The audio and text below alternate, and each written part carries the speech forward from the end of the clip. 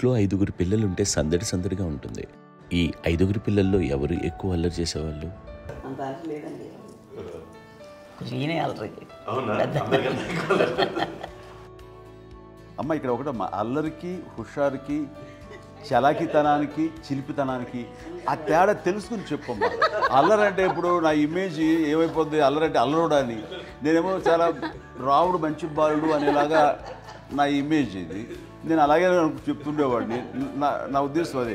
నేనేమో అల్లరి నన్ను అంటే చలాకితనం అమ్మ అల్లరి అనుకునేది. లేదండి, ఎక్కువ హుషారు కానీ చాలా బాగుండేవాడు అబ్బాయి. ఇంట్లో పనులన్నీ మీకు సాయంగా ఉంటాయి? అవునండి, వాడే చేసేవాడు. అది ఇంట్లో ఎవరు ముట్టుకునేవాడు కాదు. మా నాగబాబు అస్సలు ముట్టుకునేవాడు కాదు. అన్నిటికీ నాకు ఆయన సహాయమే పాపం. నాన్న ఆయన ఉద్యోగం వెళ్ళిపోయారు. నేను పాక్కుంటూ అలాగా వెళుతూ వెళ్ళిపోయాను. నాకు తెలియదు. తర్వాత అమ్మ చెప్తుంటే లేదుగా మాత్రం కొన్ని కమ్మర కోలు ఉంది. ఒక అది పెట్టి అది వెళ్ళి కూర్చోతా ఏడుస్తున్నాను రోడ్డు మీద. ఏసరికి వాళ్ళు 3 years.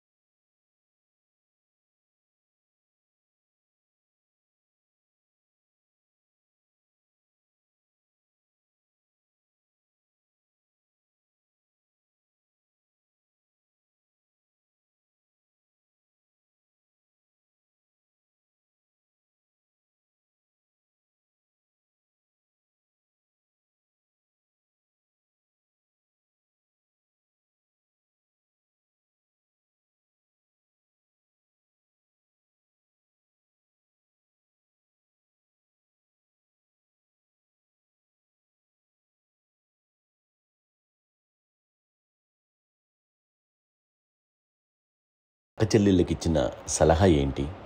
అంటే ఇండిపెండెంట్గా ఉండమంటారు అమ్మ. ఎవరిని డిపెండ్ అవ్వద్దు. మీ పిల్లలు నువ్వే జాగ్రత్తగా నేర్చుకో. ఎవరినైనా చేయకు, డిపెండెంటే పెట్టద్దు అని ఆవిడ మాకు బాగా ఎక్కువ చెప్తుండేది. నేను నాకు కొంచెం టఫ్ టైమ్స్లో కూడా నీ పాటు నువ్వే ఉండాలి, ఎవరి దగ్గర ఉండదు, ఎవరింట్లో ఉండదు, మా దగ్గర కూడా ఉండదు, నీ ఇద్దరు కుటుంబం నువ్వే ఉండాలి. అది కష్టం కదండి అట్లా చెప్పడం. చెప్పారు, చాలా తక్కువ చెప్పారు. బట్ నాకు అదే ఇచ్చే ధైర్యం. ఇండిపెండెంట్గా అట్లా ఒకళ్ళ దగ్గర ఉంటే నీ గౌరవం తగ్గిపోతుంది, ఎక్కడ ఉండదు. అది చాలా నాకు చాలా ఇన్స్పైరింగ్ ఉండేది అమ్మ మాటలు. ఇప్పుడు కూడా అది చాలా హ్యాపీగా అనిపిస్తుంది అని చెప్పింది. అంతే కదా, ఇప్పుడు మనకి ఏదైనా రోగాలు వస్తే తీసేస్తాము, దాన్ని బాధలు మనమే. బట్ తగ్గించే వాళ్ళు కన్సర్న్ చూపించే డాక్టర్స్ ఒట్టుకోలు కింద కింద ఉండొచ్చు, కానీ పోరాడాల్సింది మనమే.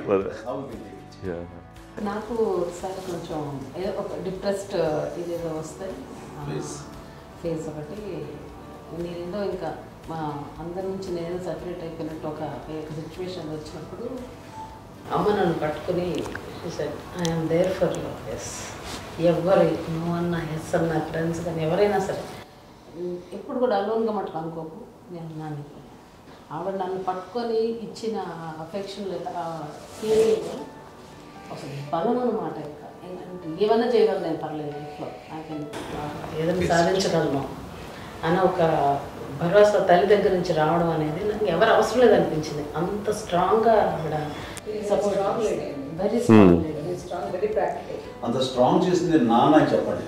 మా పిల్లల విషయంలో మేము కూడా మేబీ అంత స్ట్రాంగ్ కాదేమో, సెన్సిటివ్గా ఉంటాం, కానీ అమ్మ మటుకు చాలా స్ట్రాంగ్గా ఉండి మమ్మల్ని కఠినంగా ఇలాగే ఉండాల్సింది, ఇలా ఉండండి అప్పుడే మీరు నేర్చుకుంటారు. ఇక్కడ అమ్మ పాజిటివ్నెస్ గురించి ఇంకో మాట చెప్పాలి. అంటే తన బిడ్డలకే కాదు, ఈ రోజున మా రెండో పాప శ్రీజ కూడా తనకి లైఫ్ చిన్న డిస్టర్బెన్స్ వచ్చింది. ఆ టైంలో కూడా తను ఏముందంటే అప్పుడు నాన్న దగ్గరికి వెళ్ళాను, తను ఇచ్చిన భరోసా, తను ఇచ్చిన మాట వెళ్ళలేని ధైర్యం వచ్చింది నాకు. నాన్న దగ్గర ఎప్పుడు కూర్చోస్తాడు అప్పుడే పాజిటివ్ ఫీలింగ్ వస్తుందని నాతో షేర్ చేసుకుంటాను. తను మాతో చెప్తుంటే అనిపిస్తుంది కరెక్ట్. అమ్మ ఏం పర్లేదమ్మా, లైఫ్ అంటే ఒకరితోనే అయిపోదు, ఆ ఒక్కరి వల్ల వాళ్ళ ఇన్ఫ్లుయెన్స్ తోటో వాళ్ళు మన మీద నియంత్రించడం కానీ మన బాధల్ని వాళ్ళు చేయడం అవుతాం. జస్ట్ నువ్వు నీ గురించి నీ మనసులో ఏదనిపిస్తే నీ గుడ్ ఫీలింగ్ ఏది వస్తుందో ఆ ఫీలింగ్ ప్రకారం వెళ్ళిపోదు. అంటే ఆ జనరేషన్ పీపుల్ ఎక్స్పెక్ట్ చేయం అలా కాదు. ధైర్యం ఉండి అందరికీ ధైర్యం బాగా నూరుకొస్తారు. ఫాదర్ కూడా, మా నాన్నగారు కూడా అస్సలు ఎప్పుడు అనేవాళ్ళు, ఎప్పుడు మీరు పెట్టే చెయ్యి మీరు ఎప్పుడు పైన ఉండాలి తప్ప తీసుకుని ఎలా ఉండకండి, చేతులు పెట్టుకొని అనే అట్లాంటివి చెప్తుండేవాళ్ళు. అందుకని మాకు ఇంకా ఇండివిజువాలిటీ మాకు బాగా ఎప్పుడు కూడా ఒకళ్ళని అడగడం అని, ఈవెన్ బ్రదర్స్ని అడగాలన్నా కూడా మాకు అది పడిపోయింది మైండ్లో, కొంచెం కష్టంగా ఉంటుంది. సో నాకు అంటే ఆవిడ మా అమ్మ ఏదన్నా కొంచెం డిప్రెస్ అయినా నేను చాలా ఎక్కువ అమ్మకి షేర్ చేసుకుంటే అన్నయ్య కూడా లేడు. అన్నయ్య ఉన్నప్పుడు ఓకే, లేనప్పుడు నేనే ఎక్కువ షేర్ చేసుకున్నాను. బట్ ద బెస్ట్ థింగ్ మా అమ్మ దగ్గర నుంచి హగ్ అండి. ఈరోజు కూడా మా అమ్మని హగ్ చేసుకోకపోతే అంటే అది నాకు మా అందరిలోనూ, అంటే ఆవిడ పెద్ద చదువుకున్న వ్యక్తి కాదు, పెద్దగా బయటికి వెళ్ళి ఎక్స్పోజర్ కాదు, కానీ ఇవాళ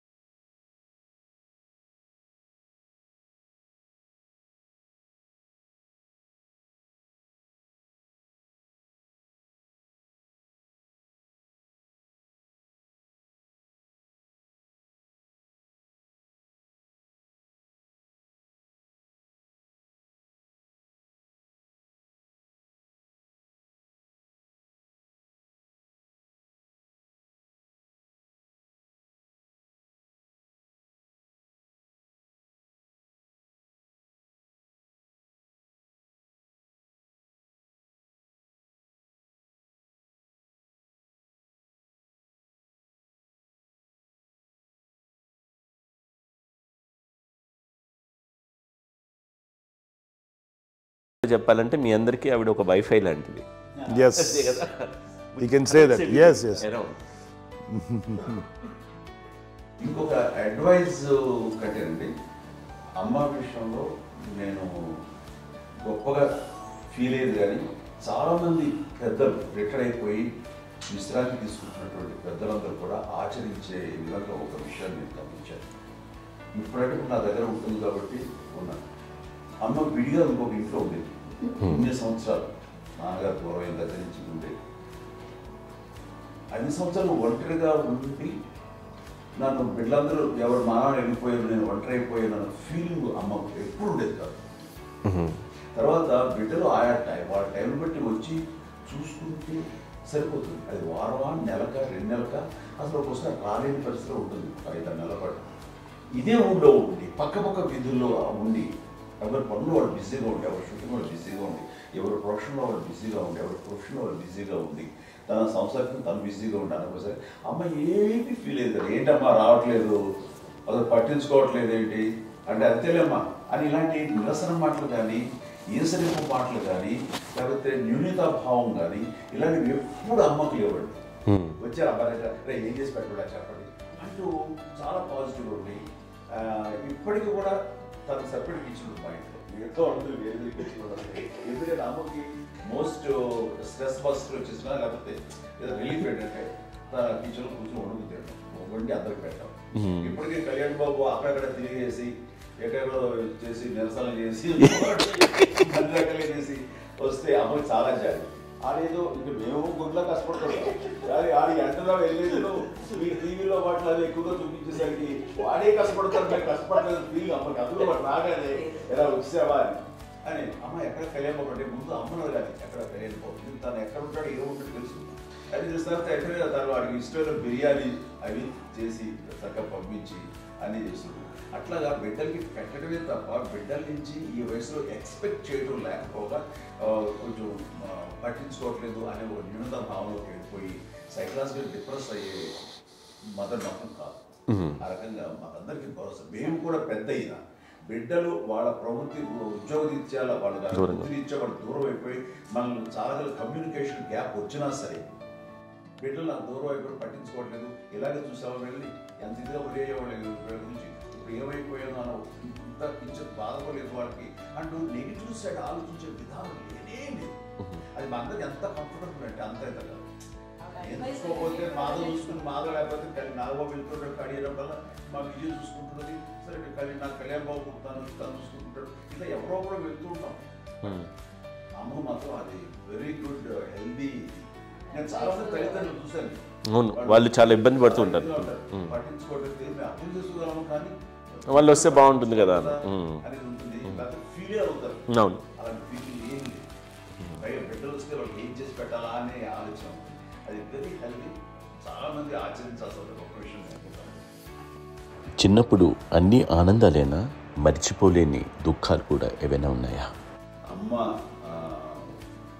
చెప్పాలంటే ఓపికకి, గృహిణిగా తన బాధ్యతలు నిర్వర్తించడానికి అండ్ అన్ని రకాలుగా టేకింగ్ కేర్, దీనికి ఒక మంచి ఉదాహరణ నేను చెప్పగలను. అది తలుచుకోవడం నాకు చాలా ఉద్యోగంగా ఉంటుంది, నాకు చాలా ఖండితలు వచ్చేస్తుంది. అమ్మకి మేము 5 బిడ్డలు అండ్ పురిట్లోనూ 1 year పెరుగో 2.5 years పెరుగో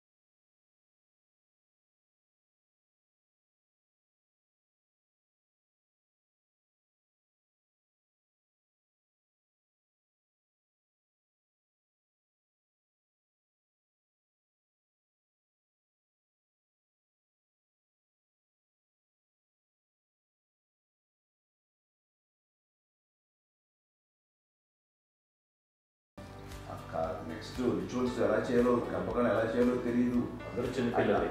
తను చిన్నది, మిగతాలందరూ పసివాళ్ళే. సో అలాంటి పరిస్థితుల్లో తమ్మి వచ్చినప్పుడు చుట్టుపక్కల వాళ్ళు మీరు వచ్చి చేయాల్సిన కార్యక్రమాలు చేశారు. ఆ సమయం నాకు ఎక్కడో కమ్యూనికేట్ చేసి డిపార్ట్మెంట్ ద్వారా నాన్న వచ్చేసరికి అన్నీ అయిపోయింది. ఇప్పటికీ అది నాకు నిజంగా మేము ఇలా ఎన్ని పురుషులు ఎందుకు పుట్టినామంటే ఎలాంటి ఇది లేకుండా జాగ్రత్త అనే ఒక హెచ్చరికలాగా చేస్తూ అండ్ పంపించాలని సపోర్ట్ చేసి అండ్ ఇప్పుడైతే నా మీద నమ్ముకుంటే నేను ఏ నిర్ణయం తీసుకున్నా మరో మాట. అది తనకి హాస్పిటల్ పెద్ద ఫోబియా. నేను ఎక్కడికి వస్తాను హాస్పిటల్. ఈ మధ్యకాలంలో సరే అమ్మ మోకాల ఆపరేషన్ జరిగింది. అమ్మను కొంత బాధపడుతున్నావు, అసలు ఈ రోజున వచ్చిన మెడికల్ అడ్వాన్స్మెంట్ నీకు అసలు ఏ బాధ తెలియకుండా మోకాల ఆపరేషన్ రీప్లేస్ చేస్తారు అని వీళ్ళందరూ చెప్పాలి.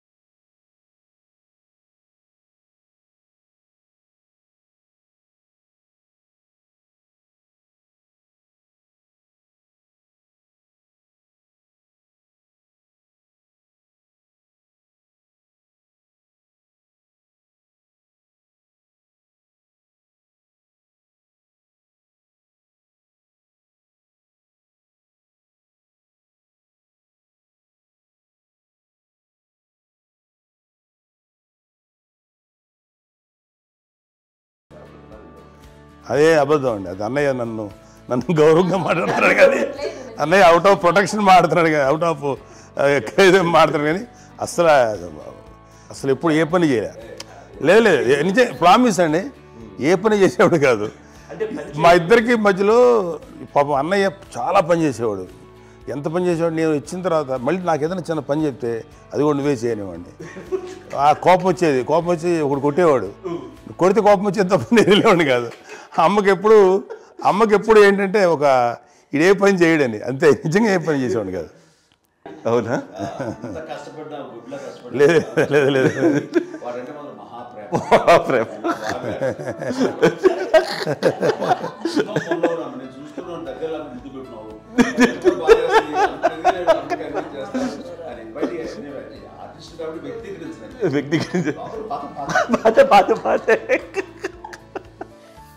చిన్నది కాబట్టి చివరిది కాబట్టి తనంటే బుద్ధండి, నేను పెద్దోడు కాబట్టి నేను ఎక్కువ కష్టపడింది కానీ మా నాన్నగారి చేతిలో ఎక్కువ అంటే నాన్న బాగా కోపం ఎక్కువ అనుమానించింది కానీ అన్నయ్య పాపం బాగా దొరికేసేవాడు పాపం. ఒకసారి అంటే మరి మాకే ఏంటి ఇంత దారుణంగా ఉంది నాన్న మీద కోపం వచ్చేది నాకు. నాన్న మీద కోపం వచ్చేది, నాన్న చూసి బాధ అనిపించేది. అమ్మాయి ఏమనేది కాదు. సరే అయినా సరే ఎప్పుడు కూడా పోనీ అన్ని చేసినా మళ్ళీ తను హైపర్ యాక్టివ్ అన్నయ్య ఫుల్.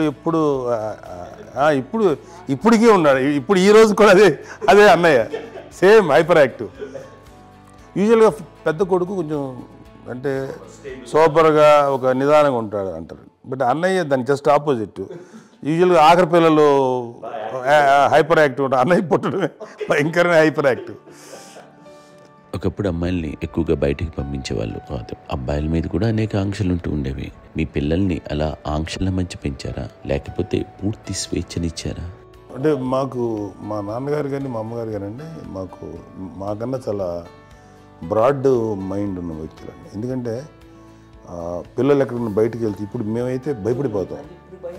మా విజయ్ కానీ మా చిన్న చెల్లి అన్నయ్య నేను అందరం కూడా ఇవాళ ఉన్న పరిస్థితిలో వాళ్ళు ఎప్పుడు భయపడేవాళ్ళు కాదండి. ఎక్కడికి వెళ్తాను నీళ్ళని ఇచ్చేవాళ్ళు, లేట్ అయినా అసలు ఏమనేవాళ్ళు కాదు. లేకపోతే ఏదైనా మోటార్ బైక్లు వేసుకున్నాం, లేకపోతే కారులో ఎట్లా పడితే ఎట్లయినా సరే ఏమనేవాళ్ళు కాదు. వాళ్ళు తెలియకుండానే మాకు ఒక ఫ్రీడమ్ ఇచ్చారండి.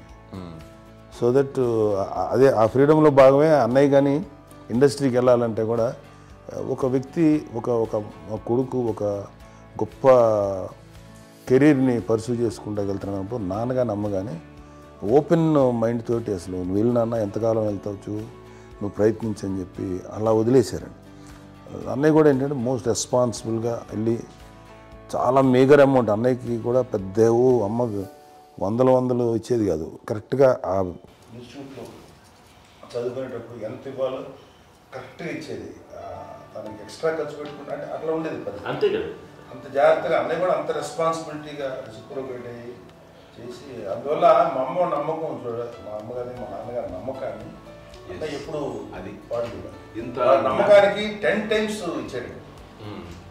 ఏ వయసెస్ వైపు కానీ ఏ అలవాట్ల వైపు కానీ ఎందులో ఇండల్జ్ అవ్వకుండా నాకు నేనుగా నియంత్రించుకుంటూ సరైన మార్గంలో వెళ్ళేలాగా నాకు వెళ్ళడానికి లోపల ఆ స్ట్రాంగ్ థాట్ అడగగానే వాళ్ళు రెసిస్ట్ చేస్తే ఇచ్చాను ఆపేశారు అని ఏదో చిన్న రిలక్టెంట్ ఫీలింగ్ ఉంటుంది. వాళ్ళ మీద చిన్న కోపం నిరసన ఉండేది. వాళ్ళు అలా లేకపోవడానికి వాళ్ళు వెంటనే అడిగిన వెంటనే జాగ్రత్త అనే నిర్ణయం అనేది కానీ జాగ్రత్త అని హెచ్చరిక చేయడంతో నాకు మరింత బాధ్యత తిరిగి గుర్తు తిరిగి నేను నడుచుకుంటూ వెళ్ళాను. కాబట్టి అది నాకు ప్లస్ అయింది వాళ్ళ దగ్గర. అంటే మదర్ అంటే తల్లి అనే కాదు, మదర్ ఫిగర్ ఎవరిచ్చినా సరే అది నానైనా తల్లితో సమానం అనుకుంటాను. నాకు చెప్పినట్లుగా అట్లాగా అలిసిపోయి వచ్చిన నాకు కాళ్ళు నొక్కుతుంటే నాకు భయం వేసేసేది. ఆ తర్వాత పడుకో అది గలవాయించేవాడు. అది కూడా కోపం అంటే ఉదాహరణ అంటే మళ్ళీ అదే నాకు తిడతారు ఎందుకు కాదు పడుకుని ఎక్కడ నిద్ర వస్తుంది నాన్న అంటే. సో ఆ రకంగా నాన్న తన ప్రేమ చూపిస్తుంటాను.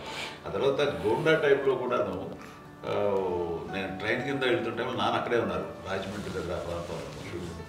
ఆయన చాలా కోపం చేస్తుంది, ఇలాంటి చేస్తుంటావు నువ్వు ఏదైనా అయితే ఏంటి అది చెప్పి ఏం పర్లేదన్నా ఏమవుతుందో అన్ని రకాల సేఫ్టీ అన్ని రకాల జాగ్రత్త తీసుకున్నాం. ఈ రోజు ఉన్నంత సేఫ్టీ అప్పుడు లేదు. అయినా సరే రేపు పొద్దున నీ కొడుకులు ఇలాంటి పరిస్థితుల్లో నీకు తెలిసి వస్తారు అప్పుడు అనేవాడు. ఎన్నిసార్లు అనేవాడు నాకు నిజంగానే మగధీర టైంలో గుర్ర పెట్టుకుని ఆ రోడ్డు మీద పడిపోయాడు అని అన్నప్పుడు నాకు ఆ ఫస్ట్ టైం ఆ ఫీలింగ్ కలిగింది. అలాగే పీటర్ హెయిన్స్ అనేవాడు ఫస్ట్ మగధీరలో జంప్ చేస్తారు, మోటార్ బైక్ జంప్ చేసినప్పుడు ట్రైల్లో పీటర్ హెయిన్స్ అంత హైట్ నుంచి 20 feet 25 feet హైట్ నుంచి పడిపోయి మొత్తాన్ని బోన్స్ని ఇరగొట్టుకుని వాడు 7 నెలల పాటు వాడు ఇప్పుడు హాస్పిటలైజ్డ్. అది వీడైతే ఏమో తలుచుకుని భయం వేసేసేది. అప్పుడు నాన్న గుర్తుకు వచ్చేవాడు, ఓహో వాళ్ళ టెన్షన్ ఇంతే లేవు, మనకి మన కొడుకు వస్తే తెలియదు ఈ మాట నాన్న ఎప్పుడు అన్నారని అనిపిస్తుంది. Sweet memories. అత్త కోడళ్ళ మధ్య అనుబంధం ఎలా ఉంటుంది? సురేఖ్ గారితో మీకున్న అనుబంధం గురించి చెప్తారా? మాకండి కోడలు కాదండి, నా కూతురండి. అంత బాగుంది.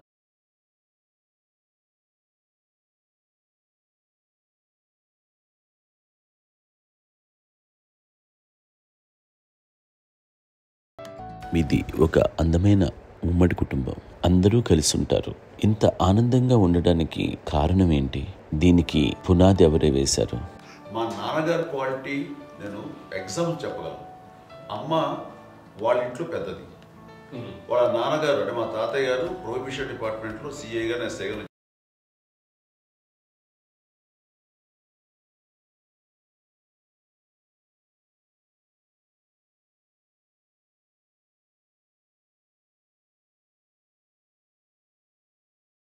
అమ్మ కాకుండా 4 బిడ్డలు. అమ్మ తర్వాత అబ్బాయి తర్వాత ముగ్గురు ఆడపిల్లలు. వాళ్ళు ఏంటంటే రాకరావడి నాగబాబు కంటే కూడా చిన్నవాడు. అది ఆ వయసు అంత చిన్నవాడు. అమ్మ మా పిన్నమ్మలు మాకంటే చిన్నవాడు. అలాంటి పిన్నమ్మల్ని ఆయన వీళ్ళ నాగ చనిపోయిన తర్వాత తన ఫ్యామిలీ అంతగా నాన్న పెంచారు. నాన్న కూడా అరాపురా శాలరీ మీద బతికేదే తప్ప కూడా కాదు. సో తనకు మిగిలిన దాంట్లో మళ్ళీ ఆ ఫ్యామిలీని చూసుకోవడం, మా అమ్మమ్మను చూసుకోవటం, వాళ్ళ మంచి చెడు చూసుకోవటం. వాళ్ళకు ఇల్లు మాత్రం ఉంది మొగల్తూరులో. ఆ ఇంట్లో వాళ్ళు అద్దెకు వస్తే ఆ కొంచెం డబ్బు నానిచ్చే డబ్బు, అక్కడ పొలం కొనిచ్చారు, ఆ పొలం మీద ఇచ్చే డబ్బుతోటి అంతా బాగా చూసుకోవాలి తన ఫ్యామిలీ లాగా. అందరూ మ్యారేజ్ కాబట్టి నాన్న ఫస్ట్ సూత్రధారి, అమ్మ కూడా ఫ్యామిలీ బాండింగ్ టుగెదర్నెస్ అనేది స్ట్రాంగ్గా ఉండటానికి నాన్న ఏర్పాటు చేసినటువంటి బీజం అది అమ్మ కంటిన్యూ చేస్తుంది. మేము ఇవన్నీ చూసి మేము నేర్చుకుని మేము టుగెదర్ అందునే we are very rich in terms of emotional bonding. ఇప్పటికే ఎవరికి ఏ కష్టం వచ్చినా, ఎవరికి ఏది ఇబ్బంది వచ్చినా సరే మొత్తం అందరం గురిపోతాం, ఏ లెవెల్గా వెళ్ళిపోయి మోర్ సపోర్ట్ చేస్తాం. అంటే వీ డోంట్ ఎక్స్పెక్ట్ ఇంకే అంత చేయముంది ఎస్ ఒకరినొకరు భరోసా. అది మా ఫ్యామిలీ మేము వెరీ స్ట్రాంగ్ అని చెప్పాలి. పెద్దవాడిని కాబట్టి అవకాశం నాకు వచ్చింది కాబట్టి అమ్మ ఇది ఎప్పుడు ఎవరు కొన్ని విషయాలు నాగబాబు సపోర్ట్గా ఉంటాడు, నాగబాబు ఉండి వాడు ఉంటాడు భరోసా. అలాగే ఆడపిల్లలు మీ అందరిలోనూ అమ్మని ఎవరు ఎక్కువ జాగ్రత్తగా చూసుకుంటారు? ఎందుకంటే ఎగ్జాక్ట్లీ మేము కూడా గమనించలేని సున్నితమైనటువంటి విషయం, లైక్ హెల్త్ విషయం కానీ, అమ్మ మూడు కానీ, అన్నయ్య ఎంత క్యాజువల్ ఎంత బిజీ ఉన్నా ఒక అమ్మాయి ఉంటుంది. అలాగే చాలా చిన్న చిన్న విషయాలు కూడా చాలా మెడికల్ ఇంట్రెస్ట్. అందుకని మాకు అన్నయ్య ఉన్నాడు, అన్నయ్య దగ్గర ఉంది అమ్మ అంటే ఇంకా ఎక్కువ రిలాక్స్ అయ్యాను. అన్న దగ్గరికి వచ్చాక మేము అందరం చాలా కంఫర్ట్ అయిపోయాం. ఎప్పుడు ఎవరు కొన్ని విషయాలు నాగబాబు సపోర్ట్గా ఉంటాడు, నాగబాబు ఉండి వాడు ఉంటాడు భరోసా. అలాగే ఆడపిల్లలు ఇట్లా ఒకరినొకరు కాంప్లిమెంటింగ్ టు ఈచ్ అదర్ అండి. అవి ఒక్కరు కాదండి, అది వాళ్ళ ఆమె చూపించే ప్రేమగా నేను చెప్పగలను. కానీ బట్ దీని అందులో సూత్రధారి నాన్న తర్వాత అది అమ్మ మెయింటైన్ చేస్తుంది. ఇప్పుడు అమ్మ నా ఇంట్లో ఉంది అంటే మనవలు వస్తారు, మనవరాలు వస్తారు, ఆడబిడ్డలు వస్తారు, వీళ్ళబిడ్డలు వస్తారు, ఇల్లు ఎప్పుడు కలకలాడతారు అమ్మ. అది మేమందరం ఆచరిస్తుంటాం పండగలకి పబ్బాలకి. అది నిన్న మొన్న నాగబాబు వచ్చి చాలాసేపు కూర్చున్నాడు. నేను ఇంట్లో లేకపోయినా వచ్చి నాగబాబు కూర్చొని టైం స్పెండ్ చేసి వెళ్ళిపోతుంటాడు. అలాగే చెల్లెలు ఇద్దరు ఆల్మోస్ట్